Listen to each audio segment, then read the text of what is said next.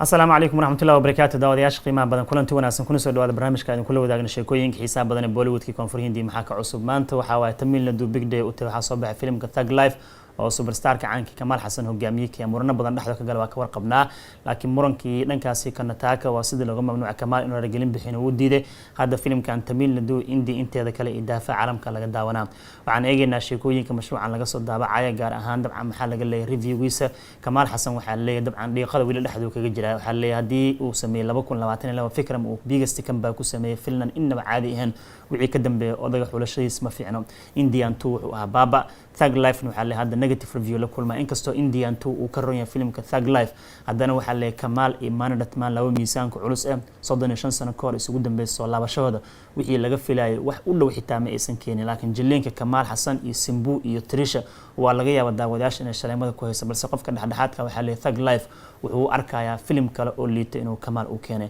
haddaba aan soo qaadana filimkan review-ga laga bixina waxyaabaha laga leeyahay Kamal Hassan marka maalmahan waa ku socotaa baasida muuqato Thug Life waxa leeyahay marka taageerayaasha Kamal Hassan hubanti ahaan wuu niyad jabshay markii laga soo tagay bandhigiisa waxa leeyahay dhaleecaynta uu la kulmaayo inaba caadi ma waliba lack of engagement waxa ka maqan leeyahay filimka ma kala fiish dhacdooyinka filimka u baahan in oo confrontation uu dhaco aad u liidataa sidoo kale tan waxa leeyahay Manadatman oo director caan lagu yaqaan sheekooyinka inuu emotional u yeelo dareen iyo wada u baxsho taas buu ku liitaa waxa kale aad loogu dhagay ninkii ahaa ruucadaaga caanka ee Rahman asigana waxa leeyahay saaxiibayaal music fiican ma uusan tumin waxa leeyahay marka filimka total predictable blood waa sheeko la fahmi karo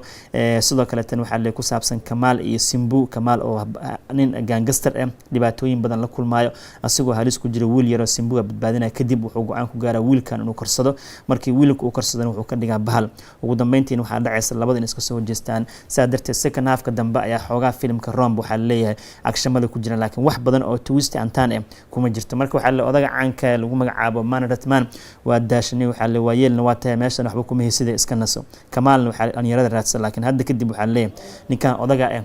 wax badan oo nafl laga masugan doona si la soo daabac marka Thug Life waa film kale oo lacag fara badan lagu bixiyay hadafku waa filimka qaabka loo sameeyo sheeko awood ka hadlayso qayaanada ka hadlayso iyo wajiyada kala duwan bini aadanka ay leeyihiin iyo argudashada laakiin intaba waxa la sheegay saaxiibayaal ma aysan noqonin xoogaa habacsanaan badan ka muuqato saadarta waxa la markaa Kamal Hassan kii Nayagan u sameeyay Manadatman iyo midkan sheeko ahaan markii filimka la dhaho aad ay u kala duwan yihiin highlight-ka filimkan wuxuu noqonaa oo kaliya jileenka Kamal uu sameeynayo laakiin wax kale oo hadda gooni ah mala Simbu qamarjinimada ka muuqato waxa kale laakiin waxa leeyahay wax kale hadda oo naf leh oo filimkan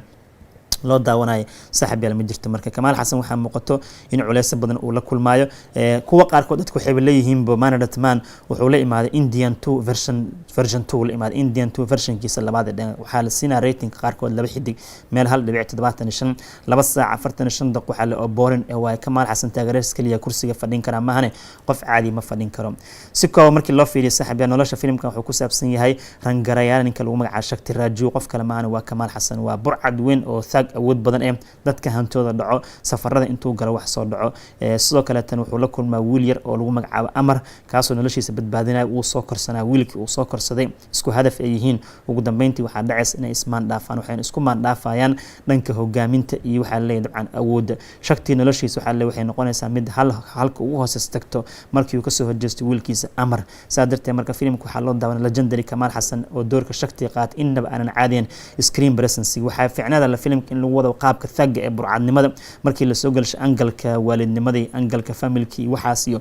jacaylkii waxyaabo badan waxa Manadatman uusan awoodin isku furfure kadibna waxay noqotay wax aan socon karin Simbu iyo doorkiisa Amar waxa la sheegay waa very character role oo equal waliba Kamal Hassan doorkiisa mid la mid u qaatay waliba qaabka wax u qiyaamay iyo qaabka asiga loo qiyaamay inaba caadi ma ahan saadarteed gabadha lagu magacaabo Trisha ayadana door yar oo kooban ee doorka yar ee kooban ee leedahay saameynteedu waa muuqataa sidoo kale tan waxa la soo qaadan karaa shakhsiyaad kale caawiyaasha ka soo muuqdeen filimkan waa iska macquul laakiin filimku waxa uu daawanay oo kaliya flashback dhacdooyinka shakti markuu burcadku uu yahay Kamal Hassan matalay iyo xiriirka kala dhaxeeya Amar iyo walaalkiis Nasr ayaa filimka loo daawanay laakiin wax kale hada karakter kale xoog badan ma lahan marka Manadatman sheekada laba qaab in uu dhigo sheeko hore iyo sheeko hadda asaa meel dhax ka baxshay sheekada hore markuu aadan way fiican tahay sheekadan dhax u soo laa markuu maagana baaba meesha ka dhacay conflictida qaabku abuura xitaa ma qaab oo very engaging ah saadarta waxa la marka Kamal Hassan juhdi u baxshay lacagta faraha badan ee gashay filimkan waxay u muuqataa in meel cidla uu ku dhamaan doono marka aragtidiina ka dhiib saaxiibayaal filimka saasa lagu dhagay Thug Life xitaa ruuc cadaaga canka Mandatma waxa la albumka uu garaacay odaga lacag laguma siin miya Mandatma waxa la naaxiyadii wixii lagu yaqaanay ee kala kacsanay meesha malahan cinematography goobaha lagu duubo filimka kaliya qurux badan oo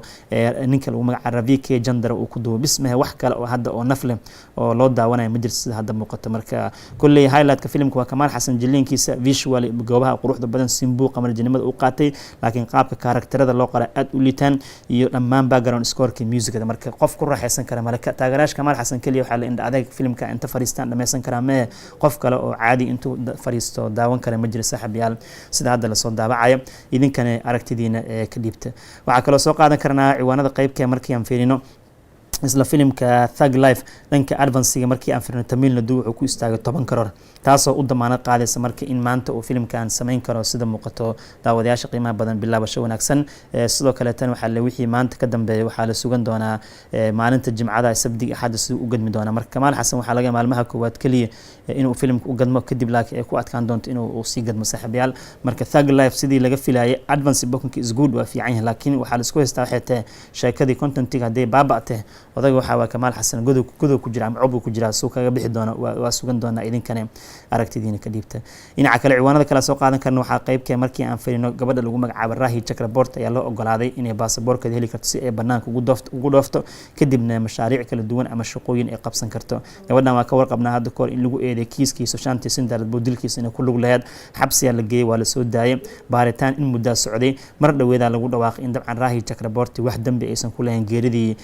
shantii sindar bood qolooyinka booliska iyo CBI dabagalka baaritaanka qaabilsan ee sheegeen in dabcan gabadhan wax dambi aysan ku lahayn yarka lagu magacaabanay Susanti Central asigu isdilay saadarte marka hadda waxa loo ogolaaday inay gabadhan bixi karto baasaboorkeeda la siinaya waxay rabtaa inay aad dhankaas Sri Lanka Serbia iyo Europe oo mashaariic kala duwan ku soo duubto Rahi Chakraborty marka qareemadeeda culeys badan ka degay marba hadii la dhahay waa shaqaysan kartaa wax dambi lagu waayay haddana dokumentiyaasha ay ku safri kartaa la sii gabadhan sida rasmiga la soo daabacayo marka update-yada haatan jira ay qayb ka toon soo qaadanayna dhinaca kale waxaan soo qaadan karnaa oo ciwaanada qaybkee markii aan firino dhanka waxaan u jeedaa sidoo kale tan Highlandska qayb ka noqonayo Amir Khan ayaa sheegay inuu qayb ka yahay saaxiibayaal filimka Lukash Konrad uu sameynayo Koli sidoo kale tan superhero film oo Lukash Konrad uu sameyn doono masal perfectionist Amir Khan wuxuu xayisiin uu sameynayo filimkiisa wada sugaa Sitare Samin Bar oo 20ka bishan soo baxayo saadada Amir Khan ayaa xaqiijiyay in uu la shaqeyn doono director-ka sawdka soo jeeda dhankaas iyo koonfur Hindi ee lagu magacaabo Lukash Konrad sidoo kale tan wuxuu ka dhawaajiyay xitaa in BK2 uu sameyn doono haddaba xilli oo journalistayaasha la hadlay wuxuu dhahay BK2 way iska jirtaa xan laakiin wuxuu dhahay waxaan hubaayo dhahay hadii sheeko dhameystiran uu keeno saaxiibkii Raju Hirani inaan sameyn doono laakiin wuxuu dhahay filimka Dada Sahib balkii looga hadlay noloshiisa hubanti ahaan waa sameeyna aniga Raju ka wada shaqeynayno sanadkan dhamaadkiisana uu ka howlgali doonaa waxa laga weydiiyay Lukash Konrad in la shaqeynayo wuxuu dhahay Lukash iyo aniga Finland ka wada shaqeynayna oo waliba superhero genre waa film weyn wuxuu dhahay kaas oo 6 bilood ee sanadka dambe shaqadiisa ay bilaaban doonto marka kooli qayb yar ku leeyahay saaxiibayaal laakiin film superhero oo action packed avatar ayuu Lukash u sameeyna sanadka dambe ayana shaqo ahaan ay bilaaban doontaa mashruucaas sida la soo daabacay marka Amir Khan waa soo jeestay waa sida uu dhahay sanad kasta waa Finland sameeyna sida uu dhahay hadda waxa waaye 2025 maqnaan doono wuxuu keensan doonaa filimkan Raju Hirani u sameynayo Dada Sahib balkii looga hadlay kadib filimkan Lukash Konrad uu bilaabi doonaa odaga waa soo jeestay marka caadisnimadii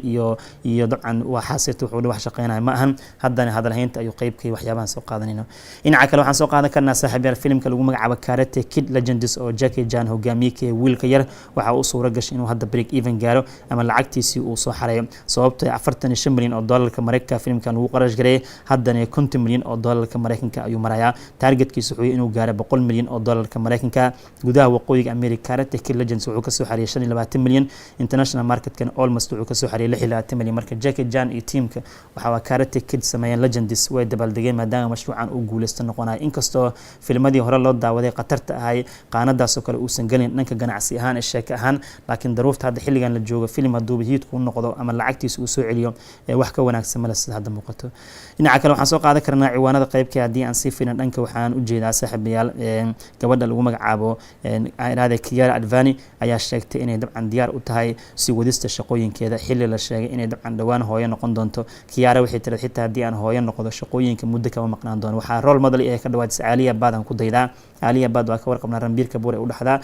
markii hooyo noqotay shaqooyinka ma joojin isla markiiba way soo gashay. Waxay kaga duwaneed telefishinka kala gaab dheer galeen. Hadda Kiara Advani dhawaan ay hooyo noqon doontaa. Xidigtan caanka ka warqabna inay War 2 soo wado. Waxay isaga baxday filimka Don 3 maadaama ay dhawaan hooyo noqon doonto. Laakiin waxay leedahay markii aan hooyo noqdo kadib shaqada ayaan ku soo laaban doonaa sida Alia Bad ay commitment ugu tahay shaqooyinka ay kaalinteed u qaadanayso ay anigana u qaadan doonaa ay ka dhawaajisay xidigta lagu magacaabo Kiara Advani oo u dhaxdo actorka caanka ee Siddharth Malhotra oo kamid ah actoryaasha Bollywood kooda levelka dhexe marka ciwaankaas ay xidigtan sameynayso oo barnaamijkeena ku soo qaadanayna in dabcan ay ku dayanayso Alia Bad diyaarna u tahay shaqooyinkeeda si wadato. Sidoo kale waxaan soo qaadan karnaa ninkii Ravi Teja Sankaranti 2026 diyaar ah oo ka dhawaajiyay RT76 ee lagu dhawaaqay. Ravi Teja hogaamiye uu Kemas Maharaj waxa way diyaar wuxuu u yahay inuu tiyaatarada qabsado. Filimkiisa soo socda Masjid Tara waa ka warqabnaa wuxuu soo baxaa 28 bisha Agoosto ee sanadkan ayuu soo baxaa. Haddana shaqo ahaan wuxuu bilaabay RT76 filimkiisa 76 oo Sankaranti 2026 soo baxay. Isagoo dabcan kursi ku fadhiyo sii jeedo laba lagu isdul saarta la soo qaata buugna gacanta ku heystay dhalo kadibna waxa lagu soo qoray RT76 Sankaranti 2026 ayuu soo bixi doonaa. Marka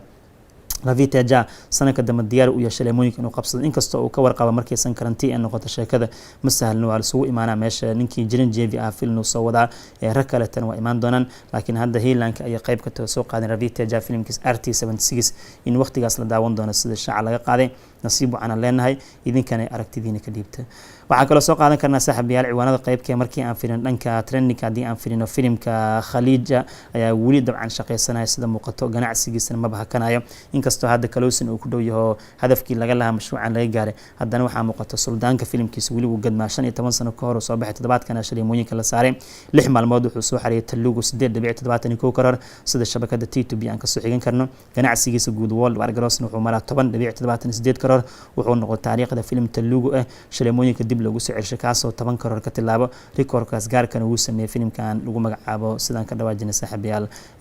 Khaliija oo 15 sano ka hor soo baxay haddana shaleemooyinka markii dib lagu soo celshay blockbuster noqday dhinaca kale Bayravam oo hogaamiye uu ka yahay Balamukunda Srinivas sidoo kale tan ay ku weeliyaan Manoj Majnuu iyo shakhsiyaad kale 6 maalmood iska qaraabana laakiin filimkan wuxuu la daaldhacay sidoo ku noqon lahaa hid dhameystiran dhulweynaha Telugu wuxuu ka soo xariyay 9.9 karoor ganacsigiisa guud World War Gross Bayravam wuxuu maraa sida u diiwaan gashan 11.65 karoor ayadoo qoliyaha cajaladaha qaybeen saami ahaan keenan 6 karoor bar marka horena 17 karoor lagu iibsaday filimkan 10 karoor ibara u dhiman sidoo ku noqon lahaa hid dhameystiran shaqo badan u taala marka Bayravam hadda inuu sii socon doono uma badna qiyaarey sida hadda muuqato ama ayba tahayba saaxiib guud ahaan barnaamijkan intaas soo nooga eegay xasuusina diyaatay saaxiib nagu cusub channelkan subscribe inoo saar waa inoo kulan dambe haduu alla idmo السلام عليكم ورحمة الله وبركاته.